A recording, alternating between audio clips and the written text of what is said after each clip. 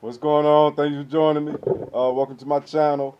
So let's talk about cats. Okay, I have a story I've been thinking about. This is one I've been wanting to share for a long time, and so I'm just now getting around to it. It's about back when I was in prison, and I kind of I try to stay away from a lot of my prison stories because I never want to seem to glorify being locked up or that whole uh, thing, right? I just never want to glorify that or make it seem like that it's something to be desired or that it's cool or anything like that. We get too much of that already in our media and movies and music and things like that. But then when you're faced with the reality of being in prison and being around the worst of the worst of people in society, there's nothing glamorous about it at all.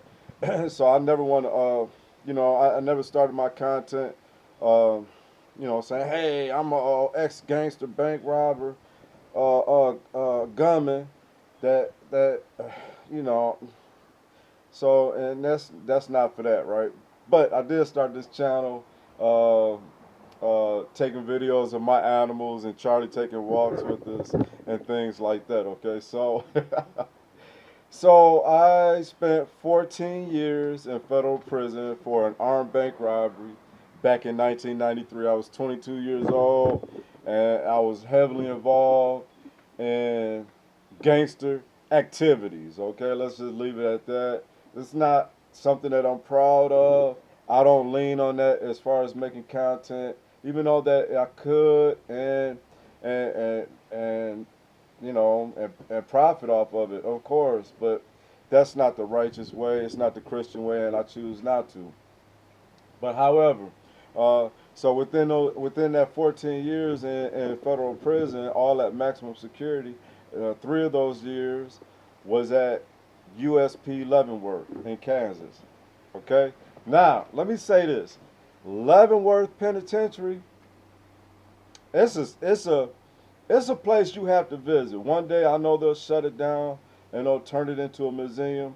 Now, for those who don't know, Leavenworth Penitentiary, you have Fort Leavenworth, which is the military uh, uh, barracks military penitentiary. Okay, uh, that is the oldest federal prison in the country, if I'm not mistaken. Okay, now the prison Leavenworth is just down the street, pretty much from Fort Leavenworth, and that may be like the oldest civilian federal penitentiary within the United States. I mean, this place is old. Now, I'll never forget the first time when I rode up there. They transferred me to Leavenworth from Allenwood, Pennsylvania. I got transferred from Allenwood for an escape attempt. That's for another story. And so they sent me to Leavenworth. They sent my buddy that we tried to escape with to Lewisburg. Okay. Now, when I rode up to Leavenworth, it was in the wintertime. And I'll never forget getting off that bus and they were taking us through the penitentiary. It was late at night, so the prison was on lockdown, and the BOP they have a pretty much a standard. Like soon as you get transferred to a new place, you automatically go to SHU. It's called the whole special housing unit. You just don't go straight to the yard. You have to have a captain's review, and they got to see if you're gang affiliated, if you have any separations. It's a whole process. It takes a few weeks, and then they let you on a general population.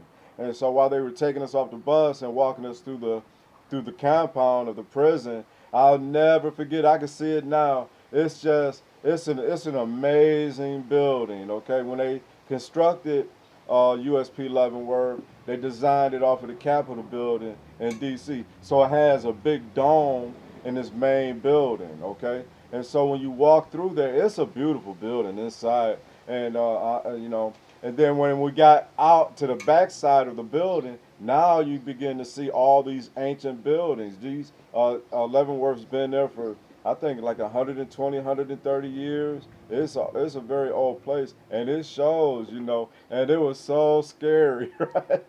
Big icicles hanging off. It looked real gothic. Okay, okay. So that was my experience of first getting there. All right. So I spend my little time in SHU. I get cleared for general pop. They kick me out of the hole. I get to my unit. I'm on population, right? Uh, uh, and so my first time getting out on the yard. Now I like the yard in Leavenworth. It was a fishbowl because Leavenworth has a 40-foot wall all the way around the whole penitentiary. So you don't see none of the outside world. It's just a big high wall, and but there was a dirt track that ran all along the edge of it. That's for jogging and taking walks and stuff like that. And so when I go outside, I'll never forget this moment when I saw a cat. I saw one cat just sitting there hanging out, and I'm like, oh, that's cool. Being an animal lover. I had been locked down. How long have I been locked up at that time?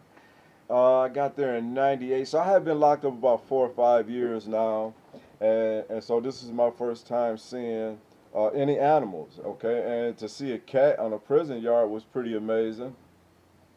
So I keep going get further into the main yard proper, and then I begin to see cats everywhere. So now I'm excited. I cannot believe it, right? And so come to find out, for those who don't know, multiple cats are it's called a colony. Okay, I'm not sure how many cats consist of a colony, but Leavenworth for sure had two distinct cat colonies. Okay, it was incredible, and so on one area of the yard, there was like a big area that was separated for these cats. They had little cat houses and buildings and everything. It was like a little metropolis for cats on one section of the yard, and then on another section of the yard there was the same setup for another cat colony. It was pretty impressive. Now I tell this story because, for all my animal lovers, and I'm an animal lover, and being locked up, I thought it was the coolest thing ever. And so, so I want to tell this story about this one particular cat that I befriended, and and it was a female. I can't remember. We all had. I don't know how these cats managed because every inmate had their own name for the same cat, right? So you might have one cat have 20, 30 different names. So anyway, it was this one female cat. She wasn't a part of either one of the colonies, right? She just was just doing her own thing, and she was a loner. She always stayed to herself. I'm not sure what that was about, but that's the one that I gravitated towards, and we became very good friends on that yard. And so every day that I would go outside, I'd take her some tuna or whatever, some type of treat, and she became my cat at Leavenworth, right? And so I want to tell this story because this is what happened behind this particular cat. So one day I'm outside and I'm playing with my cat on the yard. I'm just enjoying the day. It was beautiful that day. I'll never forget. And by this time, she knew to be looking for me. So whenever the yard opened up, I'd go outside, and she would always be in her little location. And as soon as she saw me coming, she'll come running up to me. It was beautiful, right? That was my best friend in the prison. So one day while I was out there playing with the cat, I'm looking up and I see this white guy come walking up to me, right? But he's got this look of death on his face. And being locked up, you learn to pay attention to these little small social cues. You have to if you're going to survive, right? And I see it in his face, right? He's this is not a very friendly character walking my way, okay? And so I'm locking in on him because I don't know what's on his mind. And he comes, he's walking up to me, so I'm like, "What's going on?" He like, I see you found my cat." I said, "Yeah, this my cat too." Right? We gonna get this established real quick. I said, "Yeah, this my cat too, man. She's a sweetie. I'm always out here feeding her." He was like, "Yeah, that's my cat too. I've been feeding her for a long time, and I just saw you playing with her. I was just making sure you wasn't trying to do anything to her. I said, nah, man, I never heard an animal out, you know. And so we got to kicking it. Cool. So once he found out that I wasn't a threat to his cat, right? Then we became cool because now she became our cat. All right. And so I'm not sure if it was that day or maybe some time had passed. I can't remember. It's been so long ago. But I remember I was talking to one of my partners in the prison, and he saw me and that guy talking on the yard one day. And he was like, "Man, do you know who that guy is?" I said, "Nah, man. We just, we just both take care of this female cat out here." And he was like, "Dude, that's the dude that was going around taking people's lives at rest stops and stuff throughout the nation." Right? I said I had no idea. He was like, "Oh yeah, that dude is a nut, right?" So come to find out, I don't think he was on a serial killer status, but he was just he was just traveling around, and he was just taking people's lives at rest stops and stuff like that. That's how he ended up with all his time in the federal prison. But I'll never forget once I was told that story that and then I was able to relate that back to how he was just looking at me. I saw the death in his face. I didn't know that's what he was locked up for. But when he saw me playing with that cat, it was like he was ready to do something to me if he thought I was hurting that cat. And it just I wanted to say that uh, people that know the story of Leavenworth, those cats, I'm not sure if they're still there now. This was like back in 1998, so it was a long time ago. But there's a book called The Hot House that talks about the history of Leavenworth, and the cats go all the way back, I believe, to the 70s or the 80s. They was there for a long time. These cats live and die on that yard, and they lived their whole lives there. And I think Leavenworth had a contract with the local area around Leavenworth that they'll take all the stray cats. It was a good program, okay. And people donated food. I mean, these cats were living better than we were up in there, and it was such a great thing to be locked up and have access to these animals like that. It was a great thing. But I remember I read this book, The Hot House, while I was at Leavenworth, and uh, and there's a part in the book where a new warden had came, and hold on one second. Come on, man. You never want to come out when I'm ready.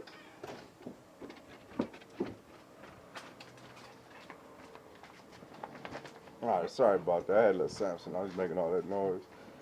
But there's a part in the book, The Hot House, where I guess a new warden had came. I was there when Warden Booker was the warden of Leavenworth back in the 90s. And so, but I guess a new warden had came in the 70s or 80s. I'm not sure what decade, but he was going to take the cats off the yard. And once word spread around throughout the compound, all the inmates came together and said, "For you touch any cat, we'll be touching your COs."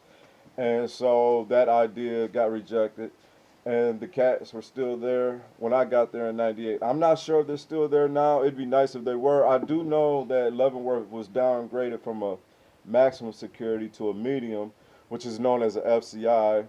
And so I am very curious if the cats are still there in Leavenworth. It'd be something. But one day they will shut that place down and they'll turn it into a museum. And if you're able, you should go see it. That place is amazing.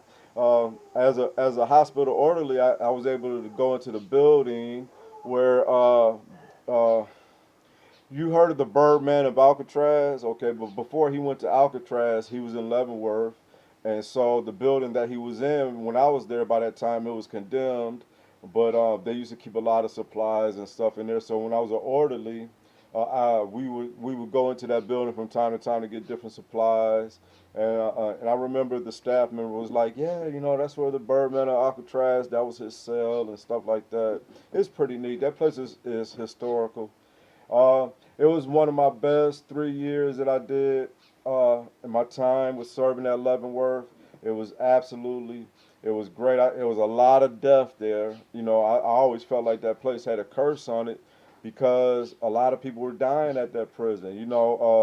Either through fighting in the sauce or just through natural causes. And so, and then come to find out, they used to hang people at that penitentiary back in the days. And so it has an aura about it. But the place was all about respect. There was a lot of old timers there. People who had been locked up 30, 40 years. A lot of these inmates were there that did a lot of that kind of time, and so there was a lot of the respect level was at an all-time high. It was a very serious compound. You had the Mexican mafia. That's basically their home base. The MAs. That's what they call them. Them boys are serious. I think the Aryan Brotherhood. That was their main prison. There was a lot of them boys there. A lot of GDs. It was something. It was something. That place was something. I have a lot of stories I love to share out of Leavenworth. And it's not just all bad, but positive stories. And as I get more comfortable telling these stories, I know I'll be able to share them as well, right? And so that's all I got on this one. I just wanted to share my story about that cat and beating that guy. I wish I could remember their names. He was something. He was kind of weird. He was strange. But anyway, he was in there for killing people at rest stops, right? And so yeah, I guess you would expect somebody like that to be kind of strange, right? But me and him actually became pretty cool behind that cat. And I think about that cat a lot. I still do. I'm talking about it now all these years. She was a sweetheart, and she became my good friend in the prison, right? And so I just wanted to get on here and share that story.